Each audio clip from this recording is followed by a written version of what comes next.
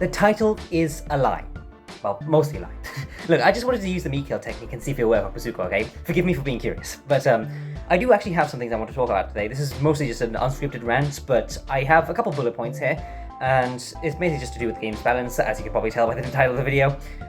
So I'll start off by saying that for the most part, and I say most with the giant asterisks, I'll get to that in a minute, Pursuitcore is generally well balanced. I mean, the survivor side doesn't feel like you're just waiting for your turn to be killed. Like, you do stand a fighting chance against the Terminator, just by working together. Like, teamwork is obviously pivotal in any asym, but in Pursuitcore especially, it is very much emphasized. You very obviously get more points and more XP for actually using your abilities properly and defending your teammates. Like, if you just look at the scoreboard at the end of any round, you can tell who's been actually playing properly and who hasn't, because they'll be having like thousands of score compared to hundreds. Then on this killer side of things, it doesn't feel like a bullying simulator. Like, you're not playing 2011X and version 0.01. There, I can't speak. You get what I mean though. With enough skill, obviously, you are quite easily able to break up teams and get some damage in, get some down, get some kills. You know the kind of thing. Obviously, there is going to be, a little bit of bullying when you are new to the game, because I mean that's just the way asyms go. That just kind of happens in any game, to be honest. Like, you will be put up against people who are more experienced than you, and you might struggle at first, but that's just kind of, some on par for the genre in general.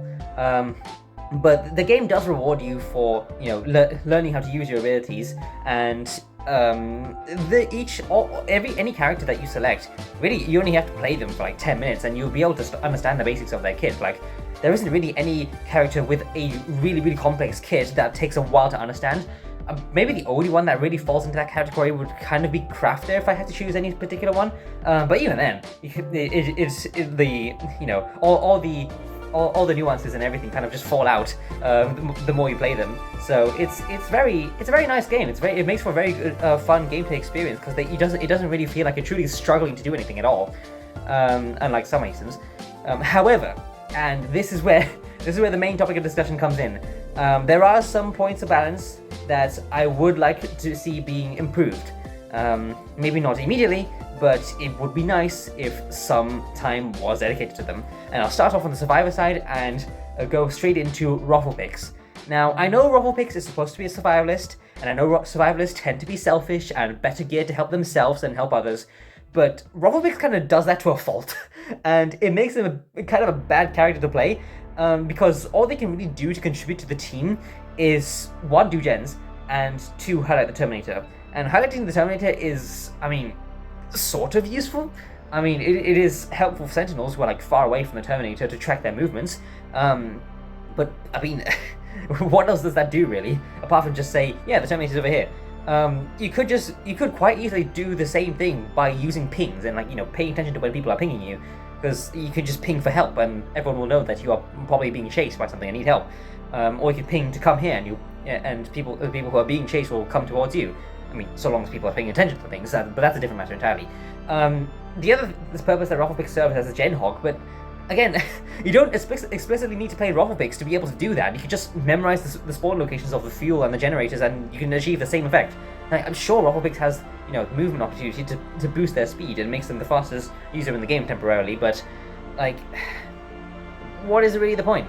Like, again, it doesn't really matter if you use Roflpix or someone else and to dedicate yourself to gens. Like, the effect is the same. You get the gens done, and I mean, that's it.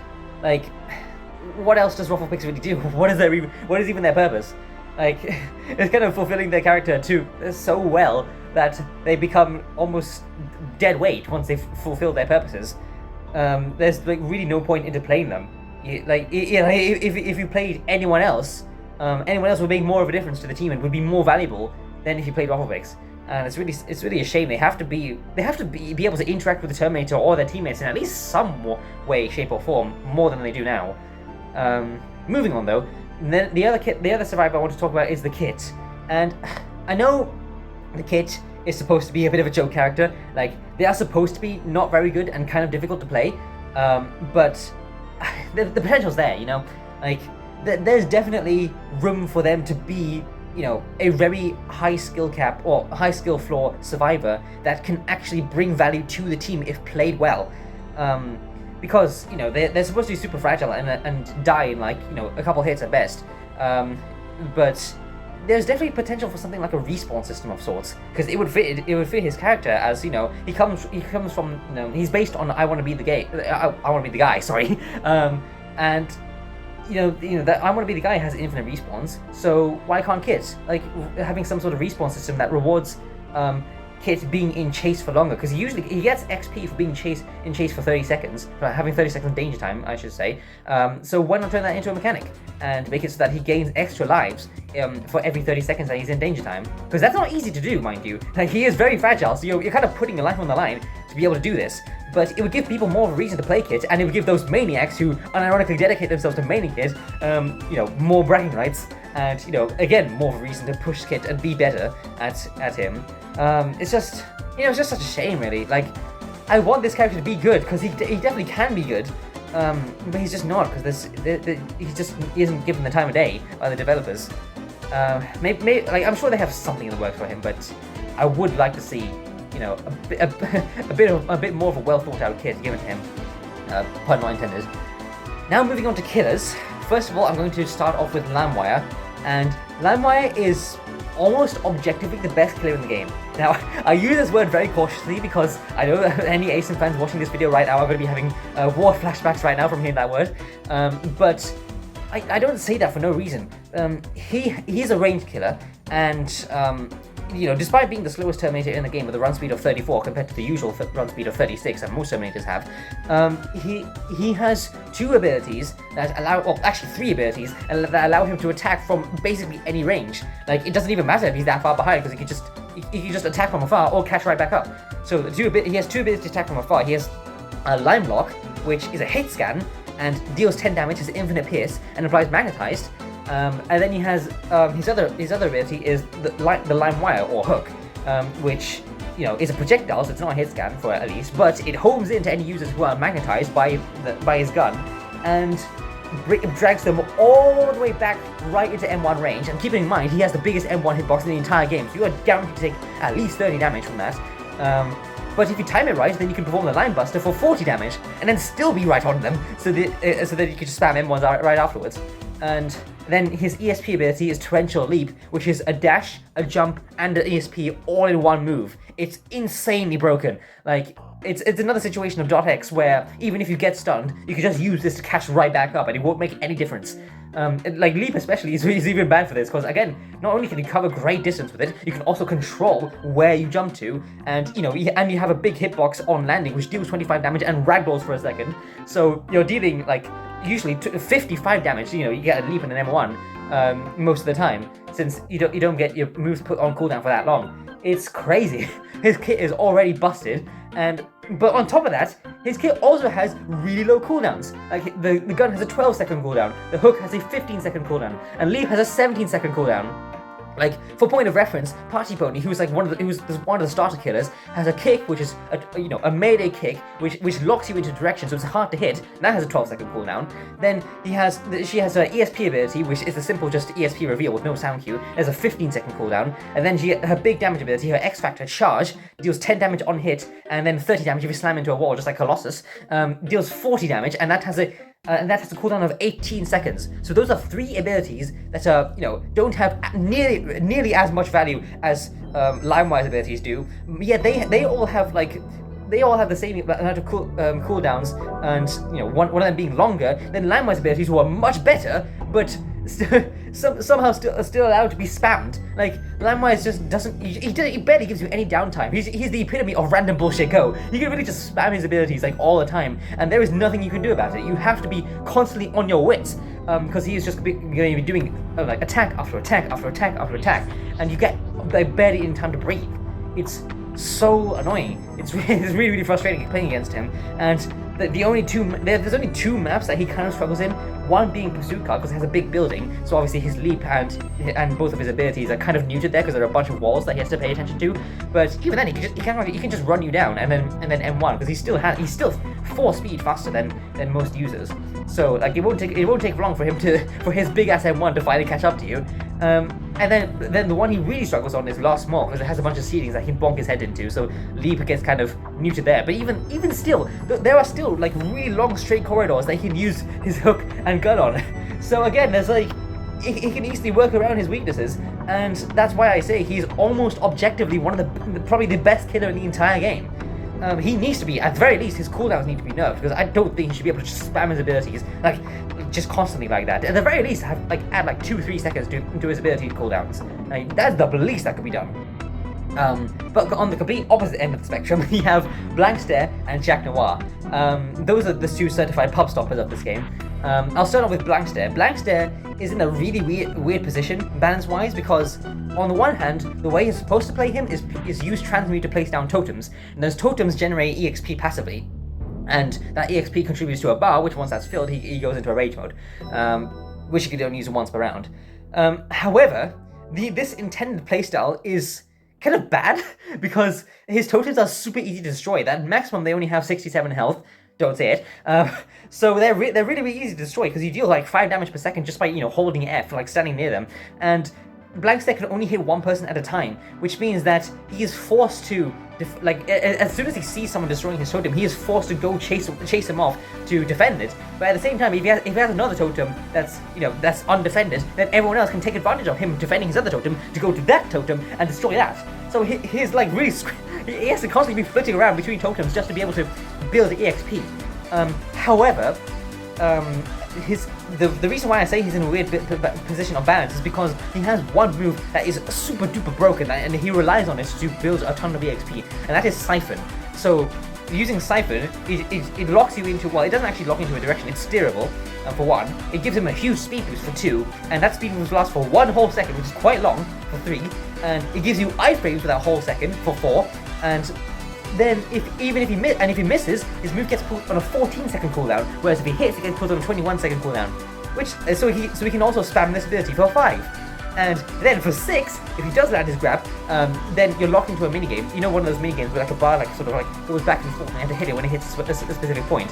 You have to do that 10 or 12 times, I forget which, but you have to do that a few times to escape. And the problem with that is this minigame is server-sided, which means that if your Wi-Fi is struggling at all, then you will not be able to escape this for like a while. You will take guaranteed 50 to 60 damage. Like, that is a lot. That makes the highest damaging ability in the entire game. And so the only way to actually break out of this is to hope that one of your teammates is a sentinel and is nearby to stun Blankstare out of it. So it's a really weird move that it's like super broken. You just spam it like constantly. But if you do get it, then you become a beacon, because like whenever you damage someone, they become highlighted for everyone else to see. So you become a big flashing beacon, like, hey, I'm sniping someone over here. You might want to stun me, and then everyone just rushes straight towards you to stun you. So Blankstare ends up relying on this ability more than his totems, and in fact some people don't even bother to place totems at all because of how broken this move is, but also because of how spammable it is. It's really frustrating. And at the same time, if he builds up to his rage mode and gets to activated, that becomes a huge crutch, because then the more totems he has placed down, the longer his rage mode lasts. But assuming he has no totems placed down, he still has rage mode for a good 90 seconds, I think. So, and that turns, if you thought the Siphon was broken outside of rage, oh boy, you went for a new experience. It becomes 2 seconds of hit linger, because 1 second on plus 10 run speed. Mind you, Blankstare in rage mode has 38 run speed, which temporarily makes him the fastest turning in the game. So plus 10 run speed on top of that for 1 whole second, and another whole second of minus 10 if he misses. But he still has hitboxes during that slowdown, so that's 2 whole seconds of hitbox linger, which means it's practically impossible to miss. You can still steer it in any direction. You don't get locked into a specific direction, and you still get iframes for that first second. It's crazy. And on top of that, even if you stun him, he has a passive called Unstoppable, where all stuns get converted to 0.25 seconds, and all his moves get put on 2.5 second cooldown. So like he practically doesn't even get punished at all for being in rage mode. And I know that's supposed to be the case, where he's supposed to be super strong on rage mode, but like, come on! This is just excessive at this point. Like even Sixer and Forsaken didn't have their stun immunity like removed. Like they still had their stun removed and removed, and still has stun times cut down to half, which honestly should be the case for Blankstare instead, because like full stun immunity like this, near full stun immunity rather, is just far too broken for rage mode. And then again, the ironic thing about him, which is why I say he's in such a weird state of balance, is that Rage Siphon is the only move that's actually worth going for, because his M1, goes from 30 to 35 damage, but it has a huge lunge which locks you in a direction, so it's almost not worth going for at all.